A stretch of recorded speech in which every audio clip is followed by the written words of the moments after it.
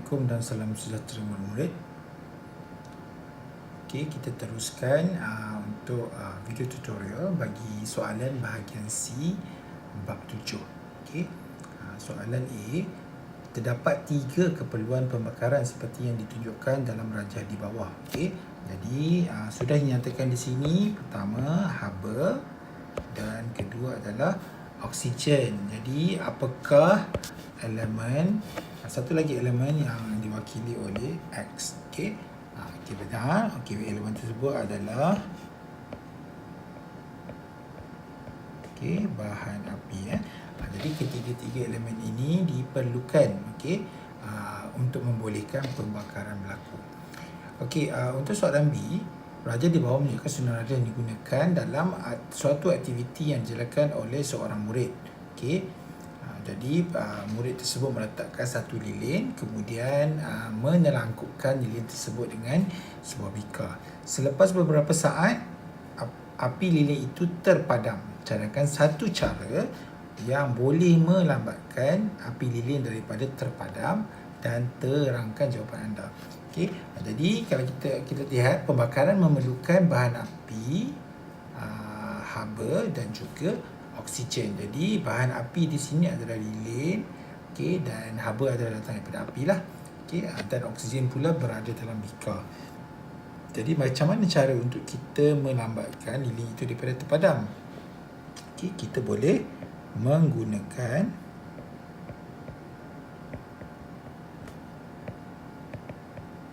menggunakan bika yang lebih besar. Mengapa kita perlu menggunakan bika yang lebih besar? Kerana kandungan oksigen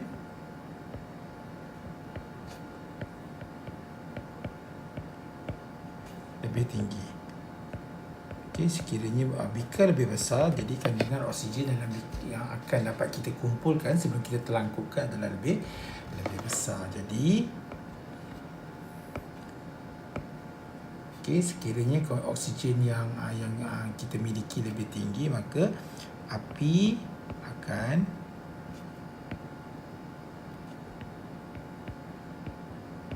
mengambil masa lebih lama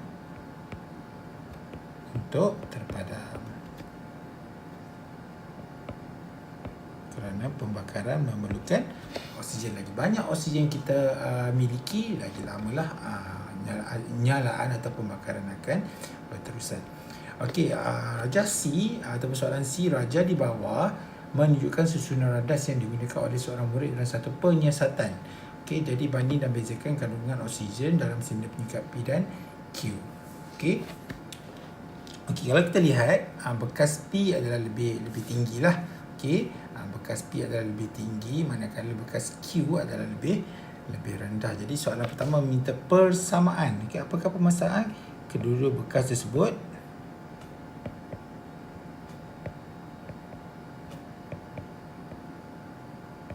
mengandungi oksigen.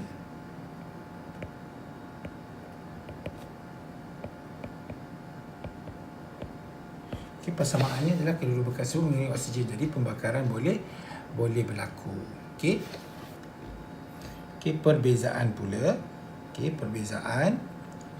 Tapi kalau kita lihat, markah adalah 3. Jadi mungkin kita dapat melihat hanya ada satu perbezaan. Jadi kita perlu bagi 2 persamaan lah, ataupun satu persamaan atau 2 perbezaan. Jadi kita lihat apakah perbezaan terlebih dahulu.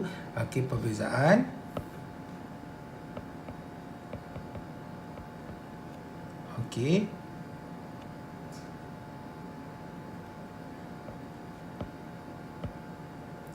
balang gas P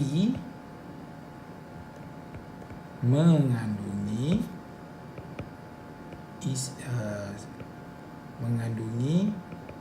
isi padu gas oksigen yang lebih tinggi.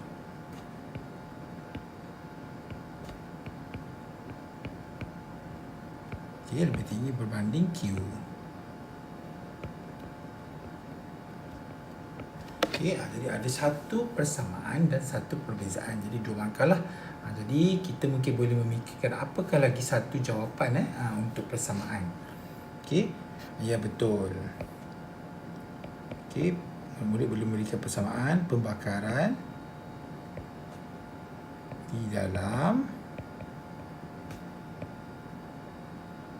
kedua-dua bekas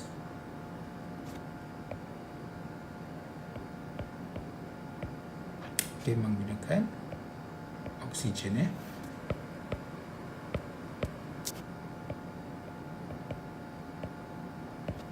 pembakaran di dalam kedua-dua bekas menggunakan oksigen. Jadi kita dah ada dua persamaan dan satu perbezaan untuk 3 markah. Jadi murid-murid boleh gunakan markah sebagai panduan lah untuk bilangan isi ataupun jawapan yang nak diberikan. Okey, raja di bawah menunjukkan cara memadamkan api menggunakan selimut api. Okey, wajarkan penggunaan selimut api untuk memadamkan api. Jadi kenapa kita perlu gunakan selimut api? Sebab kerana dalam situasi tertentu kita tidak boleh sentiasa menggunakan air. Ada situasi tertentu lebih baik menggunakan selimut api lah. Contohnya pembakaran menggunakan minyak. Bila kita menggunakan air untuk memadamkan, jadi kemungkinan api tersebut akan merebak lah, kerana minyak dia lebih kurang tumpat banding air, jadi akan terapung dan mungkin pergi ke tempat lain. Jadi kenapa kita perlu gunakan selimut api? Selimut api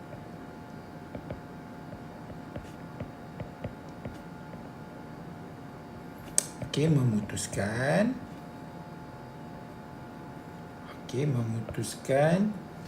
kandungan oksigen ataupun memutuskan kandungan oksigen dengan api.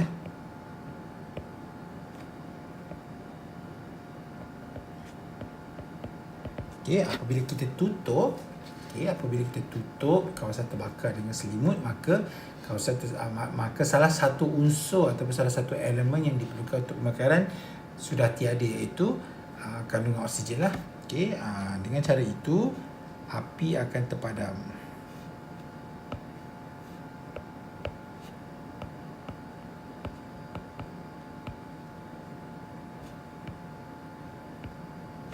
Api terpadam kerana tiada oksigen.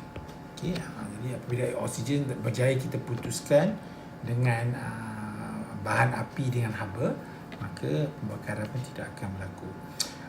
Soalan terakhir. Sekolah Aina mengadakan pertandingan projek reka cipta sains bertemakan keselamatan dalam kehidupan harian. Guru sains memberi cabaran kepada murid-murid kelas Aina untuk menghasilkan sebuah alat pemadam api mini dengan menggunakan bahan-bahan berikut. Lakukan satu alat dan terangkan bagaimana ia berfungsi. Jadi mungkin cikgu Aina ingin Aina hasilkan satu model untuk menunjukkan bagaimana alat pemadam api boleh berfungsi lah. Kita diberikan botol yang sudah diisi lubang, kemudian cuka, prasesi, serbuk penaik dan juga lilin.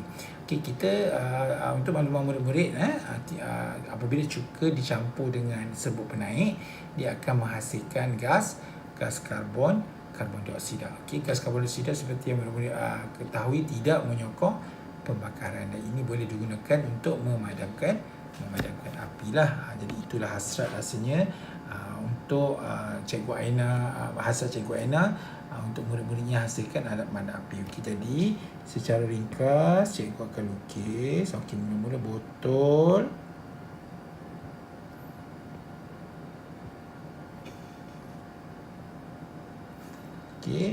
kemudian kita ada straw yang boleh dibengkokkan, dan kita boleh gunakan mungkin plastisin lah. Kita gunakan plastisin untuk menutup kawasan berlubang lah. Cikgu saja hasilkan begini. Dan di dalam botol kita boleh masukkan campuran cuka dan serbuk penaik. Dan kita boleh letakkan lilin di bawah. Untuk melihat adakah ia berfungsi. Jadi Sini adalah penyedut minuman. Kita labelkan. Dalam sains setiap lukisan perlu dilabelkan dengan minuman. Penyedut minuman, kemudian ini botol plastik.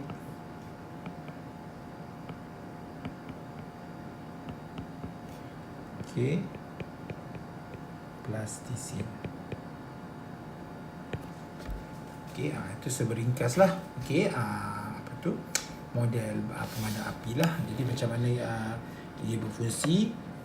Okey, seperti yang cikgu cakap tadi, gas karbon dioksida akan terhasil dari tindak balas cuka dan sebabnya gas karbon dioksida terhasil dari tindak balas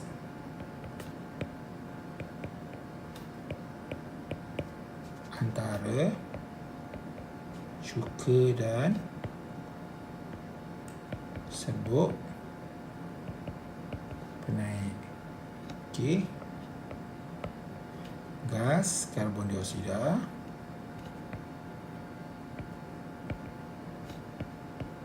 akan memadamkan api. Okey, kerana gas karbon dioksida tidak menyokong pembakaran. Jadi gas karbon dioksida akan dapat memadamkan api apabila keluar melalui penyedut minuman. Okey. Jadi cikgu rasa itu sahaja yang dapat cikgu bincangkan untuk bab 7. Okey. Semoga murid-murid beroleh kefahaman yang lebih mendalam apabila menonton video perbincangan ini. Okey, terima kasih semua murid-murid.